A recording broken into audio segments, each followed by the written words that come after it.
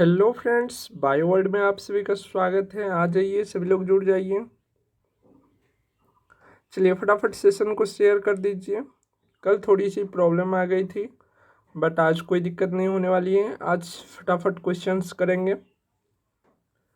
चलिए देखिए, पहला क्वेश्चन क्या है, हम बात भी करेंगे धीरे धीरे। पहले क्वेश्चन भी करते जाते हैं, साथ में बात भी करेंगे जो भी आपका क्वेश्चन होगा। पहला क्वेश्चन है, आनुवांशिकता का पिता कहा जाता है, किसे कहते हैं? आनुवांशिकता को इंग्लिश में क्या बोलते हैं? जेनेटिक्स बोलते हैं। जेनेटिक्स के फादर किसे बोलते हैं? बिल्कुल ए नंबर होते जाएगा, सभी लोग करते जाइए कमेंट। Gregor John Mendel. ठीक है, इनका जन्म कब हुआ था बता सकते हैं? 22 जुलाई 1822 को। ठीक है, कहीं कहीं पर आपको 20 भी देखने को मिलेगा, बट 22 जुलाई ही सही है। ठीक है, वैसे एनसीईआरटी में देख लीजिएगा, एनसीईआरटी जो कहेगा वही मानिएगा। ठीक है, चलिए इनकी जन्म कहाँ हुई थी सभी को पता होनी चाहिए, ऑस्ट्रिया में। ये जन्म से बहुत पढ़ने में तेज समझ सकते हैं, जिसके कारण जो है थोड़ा सा इसका माइंड डिस्टर्ब टाइप से होने लगा। उनके पिताजी जो थे, माताजी जो थे, उन्होंने इसे पादरी के रूप में, एक चर्च टाइप से होता है ऑस्ट्रिया में, उसमें इनको दे दिया। तो ये बचपन से ही विद्वान, पढ़ने लिखने में मतलब बहुत ज़्यादा इंटरेस्ट लेते थे, और सभी चीज़ को ये प्रैक्टिकली करके देखने का चाहत रहता था इनका। तो उस पादरी जो चर्च जो थे, उनके जो गार्डन थे, उसमें मटर का पौधा था, उन पर ही इन्होंने रिसर्च किया, जो कि आपको भली भांति पता होगा क्या क्या किया था। इनकी मृत्यु कब हुई थी? मृत्यु कब हुई बता सकते कोई? 6 जनवरी 1884। बेचारा को क्रेडिट नहीं मिला। इनका जो थ्योरी था जेनेटिक्स के ऊपर, उनके लिए इनको जो है मरने के बाद क्रेडिट मिला। ठीक है, और क्रेडिट दिलवाने वाले 3 साइंटिस्ट का नाम हमेशा याद रहे ना, हमेशा याद रखिएगा। चलिए अभी से फॉर्म करने लगे। फॉर्म का टाइम अभी नहीं आया है, और अच्छा है नहीं आया तो जब भी आएगा तो केवल 1 या 1.5 मंथ का टाइम मिलेगा आपको एग्जाम के बीच में। तो उतना तक आपका सिलेबस कंप्लीट हो जाना चाहिए, मतलब समझिए उतना तक सब कुछ पढ़ ले। जब एग्ज़ाम का टाइम जब से दे, तब ये होना चाहिए, तब से आप रिवीजन करने बैठो। तो क्या आपका सिलेबस पूरा हो चुका है? नहीं हुआ ना, तो अच्छा है ना कि फॉर्म जब तक आए तब तक आपका सिलेबस पूरा हो जाए, उसके बाद आप रिवीजन करना स्टार्ट कर दो। तो अभी मन लगा के जो है स्टडी कीजिए, पढ़ाई कीजिए। जैसे ही फॉर्म आएगी आपको इन्फॉर्म कर देंगे। लेकिन फॉर्म जो है यही मंथ, अगला मंथ तक में, अगस्त तक में किसी न किसी तरह से आपको नोटिस मिल जाना चाहिए। ठीक है, क्योंकि टाइम बहुत ज़्यादा हो रही है। तो अगस्त में निश्चिंत रहिए कि अगस्त में फॉर्म आएगी ही आएगी। चलिए अगला अगला क्वेश्चन कीजिए। अगला क्वेश्चन है, आधुनिक अनुवांशिकी के जनक है, यानी कि मॉडर्न जेनेटिक्स के फादर कौन है? मॉडर्न जेनेटिक्स के फादर कौन है बता सकते हैं? TH Morgan. ठीक है, इसका पूरा नाम क्या है? Thomas Hunt Morgan. TH Morgan. ठीक है, इनका जन्म कब हुआ था?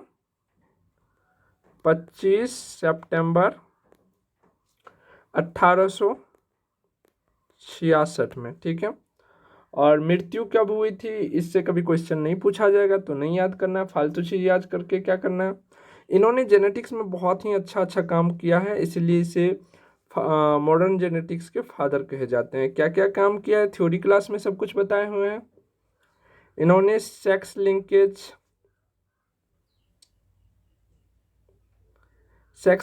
का थ्योरी दिया। इन्होंने मैप ऑफ ड्रोसोफिला दिया, मैप ऑफ ड्रोसोफिला। इन्होंने सेक्स लिंकेज दिया, उसके बाद क्रिस क्रॉस लिंकेज दिया।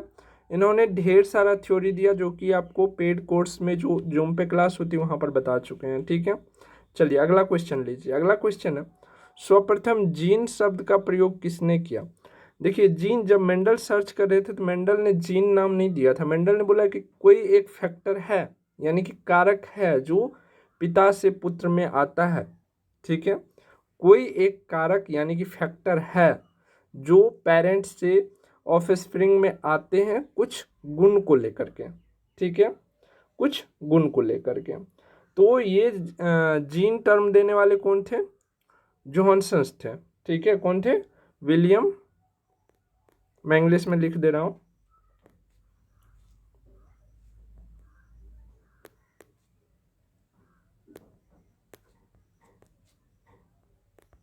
जॉन नहीं, जोहानसन्स,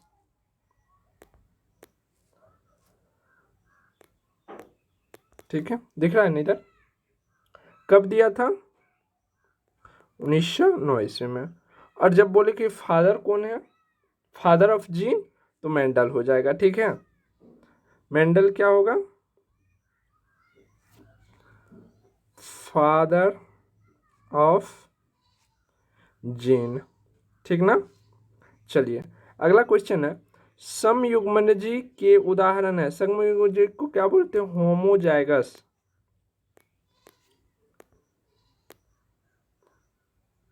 होमोजाइगस, होमोजाइगस के एग्जाम्पल कौन है? होमोजाइगस मतलब सेम सेम, ठीक है। होमोजाइगस आपका ए नंबर कैपिटल टी या स्मॉल टी या स्मॉल आर जो सेम रहे, जो एलील में जीन सेम रहेगा उसे बोलेंगे हम हेमोजाइगस। और ये टी आर जो देख रहे हैं ये अलग है, तो इसे हम क्या बोलेंगे? हेटेरोजाइगस।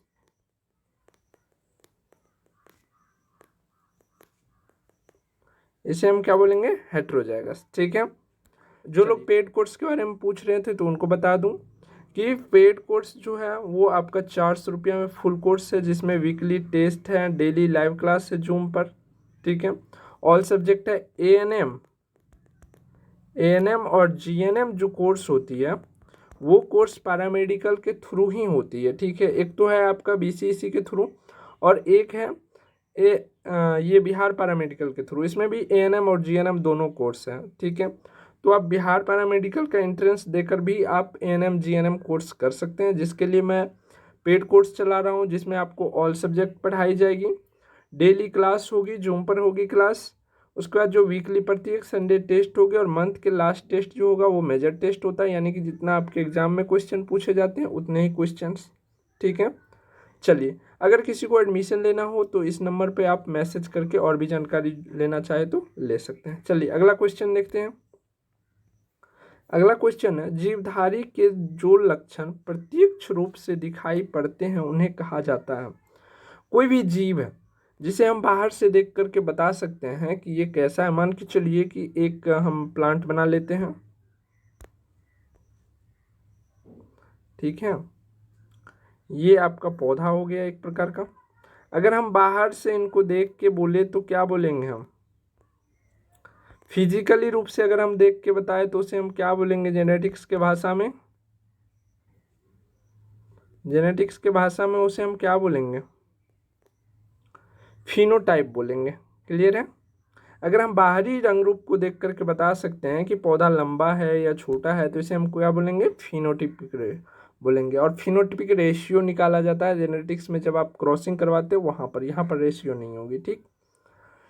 चलिए जीनोटिपिक रेशियो क्या है? जो हम अगर हम इस पौधे के जेनेटिकली रूप से देखें ये पौधा किन चीज़ों का है, इनके माता पिता का क्या है, किस कैरेक्टर का है, तब हम बोलेंगे जीनोटिपिक, ठीक है। इसके जीन को जब हम स्टडी करेंगे तब हम बोलेंगे इनको जीनोटिपिक। चलिए अगला क्वेश्चन देखते हैं। अगला क्वेश्चन है, ग्रेगर जॉन मेंडल का जन्म कब हुआ था? हम पहला ही क्वेश्चन में बता चुके हैं ग्रेगर जॉन मेंडल का जन्म कब हुआ, जल्दी से बताइए कब हुआ।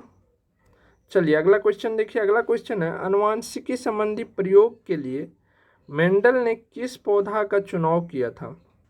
मेंडल ने किस पौधा का चुनाव किया था? सभी लोग बताइएगा। मटर पौधा, ठीक है, मटर के पौधा का। मटर के पौधे का कैसा मटर का पौधा? एक जो होता है गार्डन पी होता है, गार्डन पी या स्वीट पी,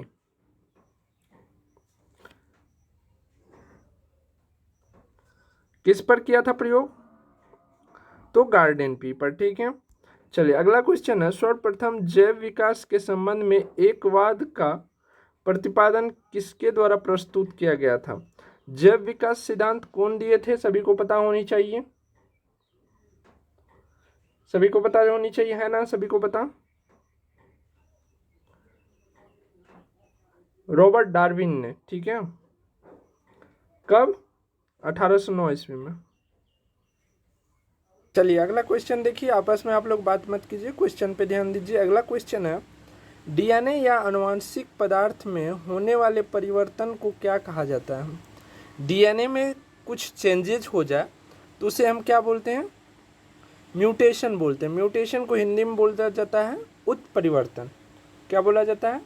उत्परिवर्तन, ठीक है, म्यूटेशन। जैसे कि आप लोगों को पता होगा कि कोरोना वायरस एक नया जो स्ट्रेंड है आया हुआ है, डेल्टा वेरिएंट। ये क्या है? ये कोरोना का जो जीन होता है यानी कि डीएनए होता है, वो म्यूटेंट होकर के एक नया रूप ले लिया जिसको डेल्टा नाम दिया गया, ठीक है। इसे भारत का वेरिएंट बोला जाता था, लेकिन WHO ने इसे अलग नाम दिया है जिसका नाम है डेल्टा। तो ये क्या हो रहा है? म्यूटेंट होते जा रहा है। जैसे kappa variant, alpha variant, alpha उतना ज़्यादा खतरनाक नहीं था, लेकिन डेल्टा वेरिएंट जो है ये ज़्यादा खतरनाक था, ठीक है। खतरनाक था नहीं, है भी, और इसी के चलते थर्ड वेव आने का डर है। तो ये क्या हो रहा है?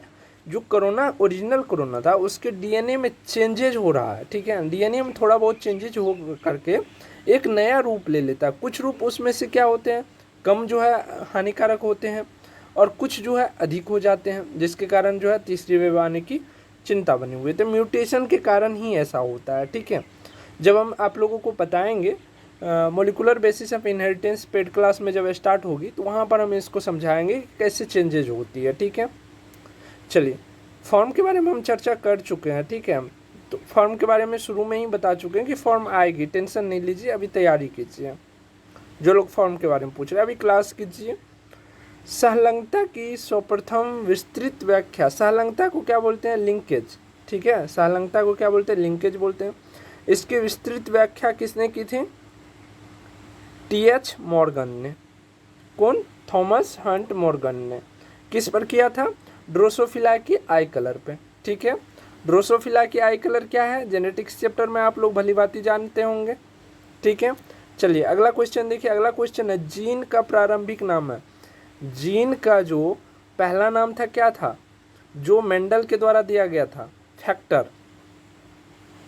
फैक्टर को हिंदी में क्या बोलते हैं? कारक बोलते हैं हम, ठीक है। चलिए अगला क्वेश्चन देखिए। अगला क्वेश्चन है, प्लांट में प्रथम पीढ़ी की संतति कैसी होती है, यानी कि F1 जनरेशन की। तो यहाँ पर प्लांट दिया हुआ, कोई और चीज़ नहीं दिया हुआ ना। जैसे प्लांट की फ्लावर की कलर ले लीजिए, पॉड की ले लीजिए। जब कोई और स्पेशल पार्ट का नहीं दिया हो, सिर्फ प्लांट का दिया हो, तो समझ में आना चाहिए कि ये हाइट वाला पूछ रहा है, ठीक है।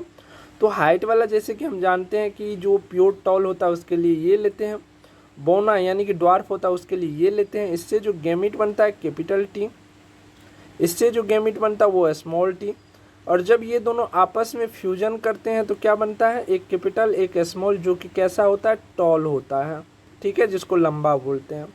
तो ये क्या है? F1 जनरेशन है। F1 जनरेशन में ही जो है टॉल बनता है, यानी कि लंबी बनती है, ठीक है।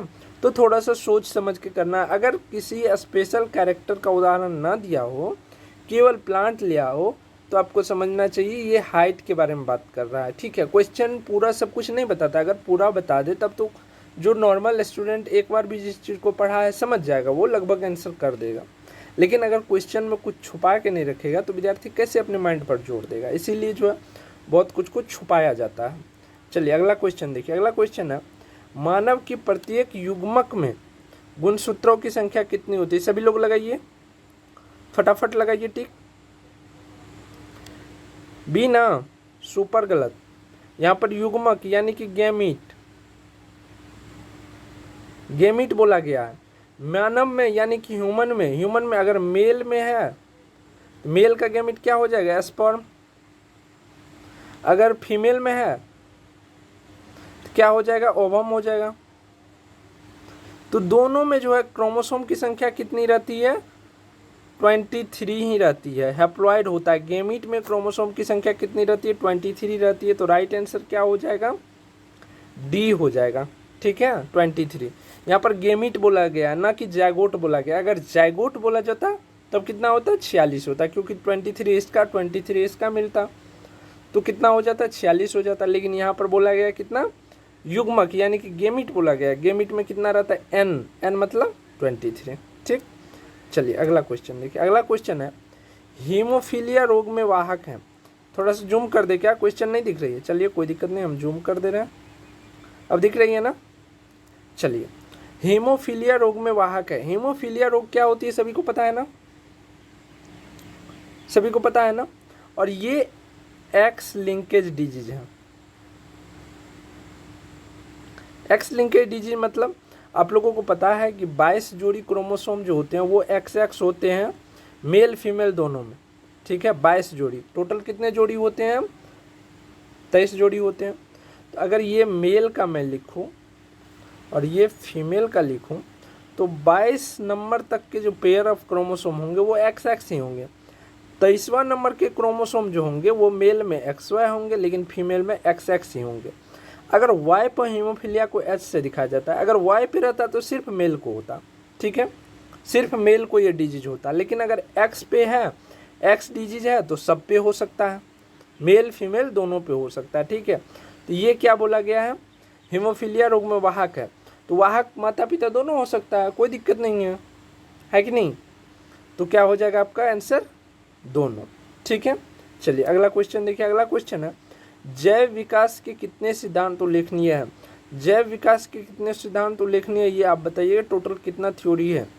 ठीक है, बहुत ही अच्छा क्वेश्चन है, ट्रिपल स्टार दे करके इसका आंसर कीजिएगा कमेंट में। अगला क्वेश्चन देखिए। अगला क्वेश्चन है अनुवांशिकी का प्रथम नियम क्या है? अनुवांशिकी यानी जेनेटिक्स का मेंडल के द्वारा दिया गया फर्स्ट लॉ कौन सा है? बताइए। Law of dominance. Law of dominance.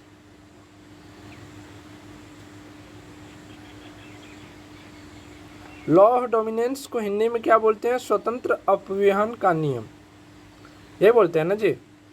चलिए, लॉ ऑफ डोमिनेंस में होता क्या है? जैसे कि आपको हमने दिखाया कि टॉल और ड्वार्फ वाले में दिखाया, यहाँ से जो गेमिट बनता है इसका एक कैपिटल टी बनता है, इसका एक स्मॉल टी, जो कि हम नहीं दिखाए क्योंकि आप लोग देख चुके हैं। तो ये ऐसा बन जाता है। और ये होता कैसा है? टॉल है, टॉल है।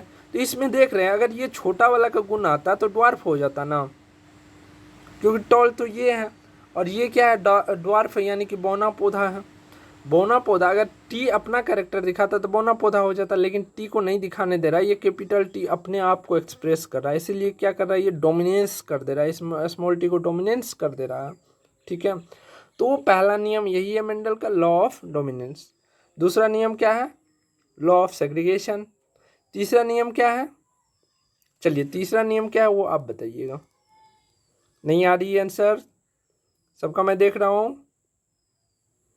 लिखना पड़ जाएगा, गलत स्पेलिंग मत कीजिए। कहीं पर अगर लिखना पड़ गया तब क्या कीजिएगा? स्पेलिंग को सही कीजिए सभी लोग। देखिए इसका भी स्पेलिंग गलत है, जल्दी जल्दी सही कीजिए स्पेलिंग को। लॉ नहीं, गलत है जी, ये नहीं है थर्ड लॉ। चलिए आंसर बताइएगा कमेंट में थर्ड लॉ का। ठीक है, चलिए आगे बढ़ते हैं हम। अगला क्वेश्चन है लॉ ऑफ डोमिनेंस क्या है? लॉ ऑफ डोमिनेंस क्या? बहुत ही शानदार क्वेश्चन है, जब तक थ्योरी पढ़े नहीं होंगे तब तक समझ में नहीं आएगा। पहला देखिए, हम ऑप्शन पढ़ते, जब संतान में पीढ़ी दर पीढ़ी की विशेषता या पात्र होते हैं। संतान में पीढ़ी दर पीढ़ी की विशेषता या पात्र होते हैं। चलिए पहला ऑप्शन ये हो गया आपका हेरिडिटी का। ठीक, दूसरा है जब माता पिता की संतान केवल F1 पीढ़ी में प्रमुख पात्र दिखाते हैं। इसको हम तब तक वेटिंग में रखते हैं, आगे पढ़ते हैं। जब माता पिता की संतान केवल F2 पीढ़ी में प्रमुखता से पात्र दिखाते हैं। अगला है F2 पीढ़ी में दोनों चरित्र जो कि जीन द्वारा शासित होते हैं अलग होते हैं। बिल्कुल सही बात है। अगर आप TT लेते हैं, ये क्या है? टॉल है, और ये क्या है? ड्वार्फ है, ड्वार्फ है। इससे फर्स्ट जनरेशन करवाइएगा तो ये मिलेगा। अगर इसी का सेल्फ क्रॉस करवाइएगा तो आपको कैसा कैसा जनरेशन मिलेगा? एक कैपिटल टी, एक कैपिटल, दो जो है कैपिटल और स्मॉल, और एक मिल जाएगा आपको ड्वार्फ। ये क्या होता है? फर्स्ट और बीच वाला F1 जनरेशन में देखने को मिला क्या? नहीं मिला ना। लेकिन F2 जनरेशन में आपका ट्रू ब्रीड जो था वो भी देखने को मिल गया और ड्वार्फ जो था वो भी देखने को मिल गया, ये देखिए। तो आपका डी नंबर ऑप्शन है, F2 पीढ़ी में दोनों चरित्र जो कि जीन द्वारा शासित होते हैं अलग होते हैं। बताइए क्या होगा ऑप्शन, ये आप पर सोचने के लिए छोड़ दे रहे हैं हम, ठीक है। डी नंबर होगा या बी होगा, ये आप पर सोचने के लिए हम छोड़ दें, क्योंकि बहुत हद तक आपको हम सामने में रिजल्ट रख दिए हैं, इसके अनुसार आप सोच करके हमें बता सकते हैं, ठीक है। चलिए, ये क्वेश्चन याद रखिएगा, इस टाइप के क्वेश्चन आपके बीसीसी एग्जाम में आराम से पूछे जाएंगे, धड़ल्ले से आएंगे। तो इस टाइप के क्वेश्चन सब अधिक से अधिक प्रैक्टिस कीजिए, ठीक। चलिए अगला है, जीन में अचानक परिवर्तन जो एक पीढ़ी से दूसरी पीढ़ी में होता है उसे क्या कहते हैं, हम बता चुके हैं, इसका आंसर कीजिए, ठीक है। जीन में परिवर्तन आने के कारण ही एक पीढ़ी से दूसरे पीढ़ी में कुछ न कुछ चेंजेस होते हैं। अगला क्वेश्चन है, जब किसी एक लक्षण के लिए दो या दो से अधिक एलील जिम्मेवार होते हैं तो उसे क्या कहते हैं। जैसे टॉल के लिए आप देखते होंगे 2 टी लिया जाता है, ये क्या है, एलील है, एक को जीन बोलेंगे और जब ये 2 रहेंगे तो उसे एलील बोलेंगे। यही जब 2 से अधिक हो जाएगा यानी कि ट्रिपल टी हो जाएगा तो इसे हम मल्टीपल एलीलिज्म बोलते हैं। मल्टीपल एलीलिज्म को हिंदी में बोलते हैं बहुविकल्पता, ठीक है। क्या बोलते हैं, बहुविकल्पता। और बहुविकल्पता के आंसर क्या है, यानी कि एग्जाम्पल क्या है, ब्लड ग्रुप। ब्लड ग्रुप का जीन कौन कौन सा है, IA, IB और II, जो कि II जो है असली से मतलब 100% एक्सप्रेस नहीं कर पा रहा है, यानी कि प्रोटीन नहीं बना पाता, तो ये अपने आप को एक्सप्रेस नहीं करवा पाता है। लेकिन मल्टीपल एलीलिज्म के ये जरूर से जरूर क्या है, एग्जाम्पल है। और मेंडल का जो फर्स्ट लॉ है उसका ये एक्सेप्शन का भी एग्जाम्पल है। कौन सा एक्सेप्शन का, कोडोमिनेंस का, ठीक है। कोडोमिनेंस का भी एग्जाम्पल है, जैसे कि हम थ्योरी क्लास में आप लोगों को बताए थे कि अगर वाइफ का जो है ब्लड ग्रुप में एंटीजन कौन हो, A हो, और अगर हस्बैंड में A हो और वाइफ में B हो, तो नया जो ऑफस्प्रिंग आएगा उनका जो RBC पे एंटीजन होगा वो AB दोनों पूरी तरह से काम करेगा, ठीक है। ये ह्यूमन में नहीं बात हम कर रहे हैं, ह्यूमन की नहीं बात कर रहे, प्लांट में बात कर रहे हैं हम, क्लियर है।